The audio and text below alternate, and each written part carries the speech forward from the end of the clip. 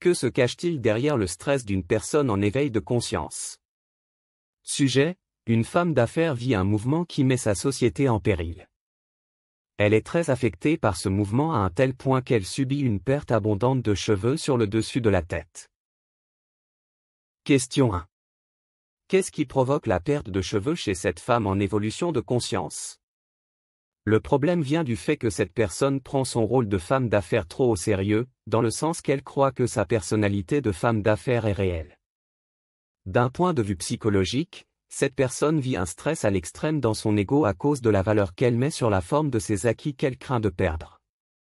D'un point de vue physiologique, la situation qui est prise au sérieux par cette femme d'affaires stresse le système nerveux qui engendre des toxines au niveau capillaire et détruit le bulbe pileux ou la racine du cheveu. D'un point de vue psychique, c'est l'esprit qui fait vivre ce mouvement à l'ego pour l'amener à se détacher de ses acquis, voire des valeurs. Partant de ce fait, l'ego se prend au sérieux et vit la peur de perdre parce qu'il a mis de la valeur sur la forme.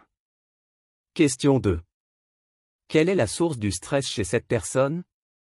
La source du stress chez cette personne est la peur de perdre. L'ego est appuyé sur des formes qu'il a acquises au fil du temps, il croit dur comme fer que ses acquis lui appartiennent. Mais dans les faits, l'ego ne possède rien. Pourquoi? L'ego est le reflet de son esprit, de ce fait, il n'est pas l'origine de sa création. À l'inverse, l'ego de cette personne a développé une personnalité primaire suivie de personnalités secondaires qui ont contribué à l'horizontaliser à travers sa forme dans cette réalité alternative. Ce sont les entités qui habitent les personnalités de l'ego qui lui font croire que sa personnalité primaire est réelle. Partant de cette croyance, l'ego de cette personne s'est enlisé dans la forme. Maintenant que l'esprit a procédé au réveil de cette personne dans son mental, l'ego aux prises avec ses personnalités craint de perdre ses acquis.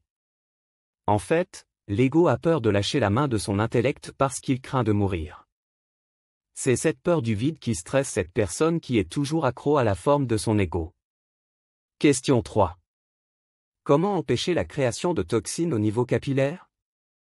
Par cette perte de cheveux sur le dessus de la tête, l'esprit veut passer un message à l'ego, dans le sens qu'il lui somme de lui faire confiance à 100% et d'abandonner son intellect. Le stress est la source des toxines au niveau capillaire et il est engendré par l'entité primaire qui elle-même est stressée et transpose son stress à l'ego pour l'éloigner de son esprit. La seule façon pour cette personne stressée d'éliminer les toxines au niveau capillaire est de prendre conscience que son ego est le reflet de son esprit et qu'elle ne doit s'en remettre qu'à son esprit. Tant et aussi longtemps qu'elle va vivre la peur de perdre ses acquis, la peur va continuer de générer des toxines. J'ai vécu cette mise à nu en 1989, lorsque l'esprit m'a retiré tous les acquis que je croyais être sous le contrôle de mon ego. La peur de perdre est une illusion, car l'ego ne perd rien, au contraire, l'esprit le libère de la forme dans laquelle il est emprisonné dans cette réalité alternative. Attention, cela ne veut pas dire que l'ego doit abandonner ses acquis physiquement, il doit les abandonner dans sa tête en cessant de leur accorder de la valeur. Question 4. Serait-ce l'entité primaire qui se cache derrière cette personnalité de femme d'affaires? Tout à fait, c'est l'entité primaire qui se cache dans la personnalité de la femme d'affaires. Il faut savoir que c'est l'entité primaire qui vit du stress et le transpose à la personnalité de la femme d'affaires qui se croit réelle dans sa forme. C'est la croyance de la femme d'affaires en sa propre forme qui la rend vulnérable. L'esprit va démontrer à l'ego à travers différents mouvements qu'il va créer dans la matière qu'il était emprisonné dans cette réalité alternative. L'ego devra se défaire consciemment de ses personnalités pour récupérer sa puissance dans son mental. Les personnalités sont de grandes consommatrices de lumière, c'est la raison pour laquelle l'ego manque de puissance dans son mental. Question 5. L'entreprise serait-elle en train de nourrir les personnalités de l'ego représentées par ses collaborateurs? L'entreprise n'a rien à voir avec les personnalités, c'est la valeur que cette femme d'affaires met sur son entreprise qui nourrit ses personnalités. Il faut comprendre que l'entreprise est une forme qui a été engendrée à partir d'une valeur qui s'est amplifiée avec le temps. Cette valeur mise sur l'entreprise pèse très lourd sur le mental psychologique. Ce faisant, il devient difficile pour l'ego de s'en extraire parce qu'il est lié émotionnellement à la valeur de son entreprise. Dans le cas de cette femme d'affaires, elle doit se séparer mentalement de son entreprise. Question 6. Faut-il y voir le prolongement d'un mouvement psychique qui descend dans la matière afin que l'équilibre s'installe entre la femme d'affaires et son entreprise? Tout à fait, la femme d'affaires est une forme et son entreprise est en quelque sorte le bébé qui est né de cette union psychologique avec sa personnalité qui a donné naissance à une forme, son entreprise, qu'elle chérit. La femme d'affaires doit comprendre qu'elle n'est pas réelle, elle est dans une réalité alternative. C'est la croyance de cette personne en sa propre forme qui la maintient dans cette réalité alternative. Cette femme d'affaires doit divorcer consciemment dans son mental de son entreprise pour mettre fin au stress que son ego vit. Pour ce faire, elle doit comprendre que la croyance en sa forme vient de l'entité primaire. Pour répondre à la question, le prolongement du mouvement psychique est la conséquence de l'esprit qui s'active dans le mental de la personne pour qu'elle prenne conscience de la valeur qui la maintient dans l'inconfort au niveau mental et au niveau physique. Question 7. À partir de quel moment l'esprit décide-t-il de passer l'ego à la moulinette?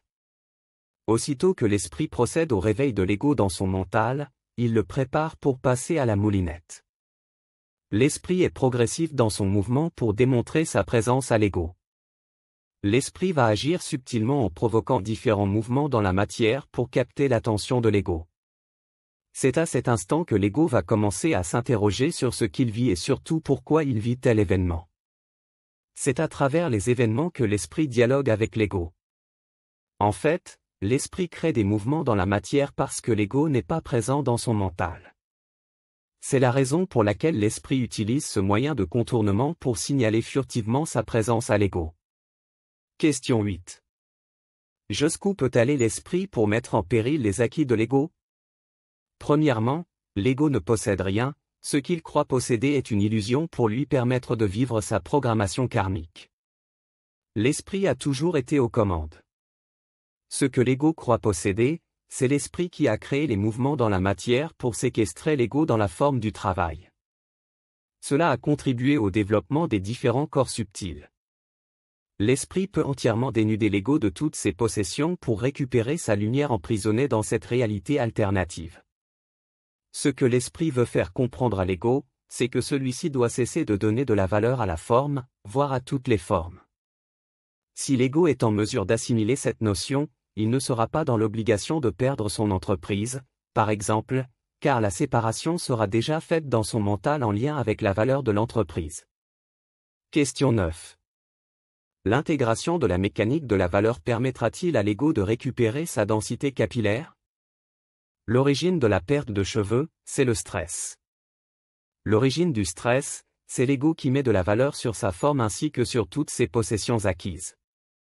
D'un point de vue psychologique, l'ego a peur de perdre, et d'un point de vue psychique, c'est l'entité primaire qui transpose sa peur à l'ego qui croit que sa forme est réelle. Si l'ego s'inquiète de récupérer sa densité capillaire, c'est qu'il met de la valeur sur sa forme. L'ego doit en arriver à transcender sa forme en cessant de lui donner de la valeur. La densité capillaire est le dernier des soucis de l'esprit parce que l'esprit sait que l'ego n'est pas réel, il est sa propre réflexion. Pour répondre à la question sur la récupération de la densité capillaire, cela relève de l'ego en coordination avec son esprit. Par la perte des cheveux, c'est l'esprit qui annonce à l'ego qu'il va perdre des plumes. Fin de la vidéo avec l'intelligence artificielle au service des chroniques MTC.